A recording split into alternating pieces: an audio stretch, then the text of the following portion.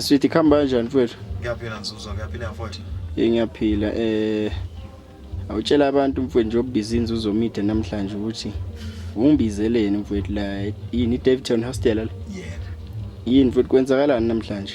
Anami mfowethu ngifonele nje izikhulu. Zathi angifonele intatheli le eunzuzo wakamedia ngingakona ngixhumana nangathi yebo ngaxhumana zathi ibize khona esifisa ukuthi mangabe kahle hle basibizile la kunodaba nje kumele ixazulule. Lwami nalo siswa ngapha baba na. Manje ke mabe sibiza kanjalo base bedinga ukuthi kube khona umuntu ozoqopha konke lokho ukukhuluma nendlela nje kuzobe kwenzeka ngoba abantu bagcina sebedideka ukuthi kwenzakalani.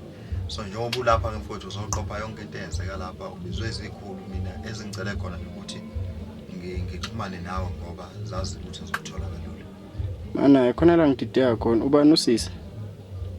Oh bengisho lo mfana lo uMambeje le kunomfana nje oyintombazana ngapha baba na. Ngisho yena. Okay mfowethu.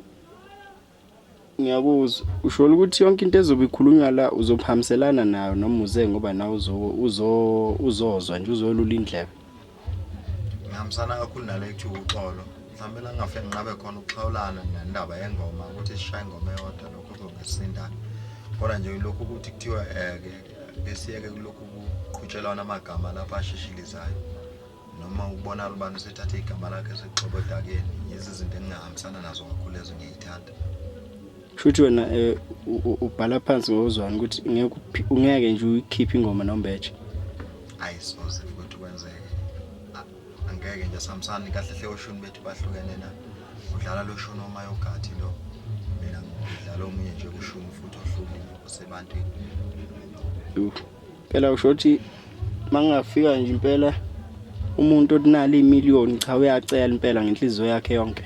Ungala. Impela konke sikwenza sikwenzela imali.